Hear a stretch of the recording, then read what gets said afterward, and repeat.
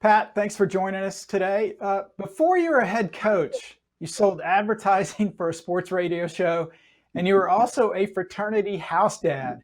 Did either one of those jobs, is there anything you can use from those experiences to your current job as the head coach at Northwestern? This was not the way I thought we were going to start this interview. So I'm a little off the end. Absolutely not. No, there's nothing. The sales side was one thing, and that was a lot of fun. The house dad, oh my goodness, if those walls could talk. But listen, it's great to be with you guys, and thanks for the opportunity. So, Pat, in 2001, you replaced Randy Walker after his sudden death and kept his practice plan in his writing on a grease board. And it's still in your staff meeting room to this day. Why was it important for you think, to keep that? Well, to continue Coach's legacy, number one. Obviously you're a byproduct of your family, those that have coached you, and those that you work with. And Coach Walk had a huge influence on me as a position coach, as a man. We had our Stacy and I had our first child here while on staff with Coach. So he had a huge influence on me, and I wanted to make sure that we kept his legacy alive. And a lot of the practice plans, the way we go about preparing our team, there's a huge solid foundation with Coach Walker's philosophies. You're a college football Hall of Fame linebacker from your playing days at Northwestern. You know defense as well as anybody in the country. Your defense this year has not allowed any points after halftime. So be honest, are you the master of adjustments, or do you have the greatest halftime speeches known to mankind? I will say that our defensive staff does a terrific job. Mike Hankwitz is our defensive coordinator. I think he's going for a win 396 this weekend. But we've got to play a lot better. We're ranked 23rd. We're 3-0, and we still don't feel like we've played a clean game in all three phases. So you were West Division champions in 2018. You were 3-9 in 2019. And this season, after 3 weeks, you've already matched last year's win total. What's different between the 2 years, Pat? I think, first of all, the confidence of our squad. I think it starts with our offense. Peyton Ramsey has done a terrific job as our quarterback, number one. I think steadying that position. We had so much success with Clayton Thorson over the previous 4 years. And, we kind of had to start over a little bit last year, went through some injuries. And, I think Peyton's been a great catalyst to us being successful as an offense. And he's done a pretty darn good job taking care of the football.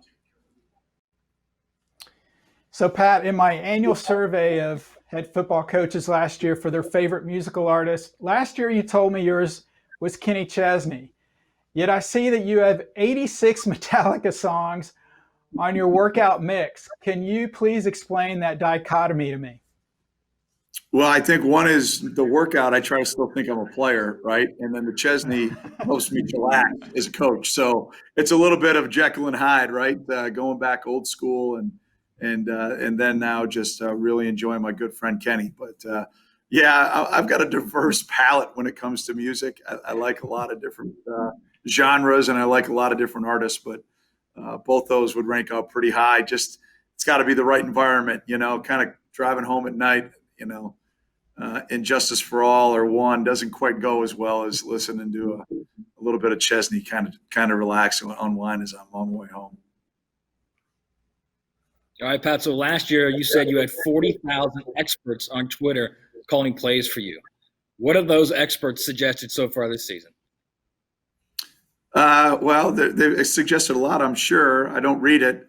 So whatever our PR team tells me that I need to know, which so far it's been minimal. Last year, obviously, that's the way it goes. I mean, when you're having success, everybody's happy, right? Our parents are happy. Our players are happy. There's a group of guys that are doing a great job in practice that are really close to playing for us that don't have the roles they want.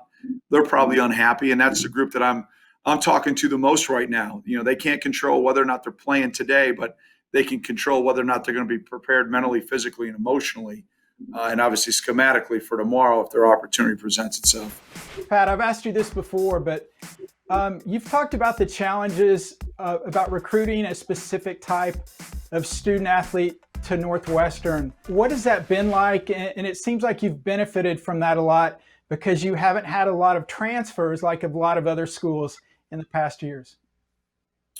Well, I've been here a long time, Brett, as you know, right? I mean, if you include the 4 years as a student athlete, this is my 25th year here at Northwestern. And I think I've got a pretty good idea of what fits our locker room. It's a young man that comes from a family that, has an understanding and a backbone of academics being the most important aspect of the development and the last phases of development of a young man's life.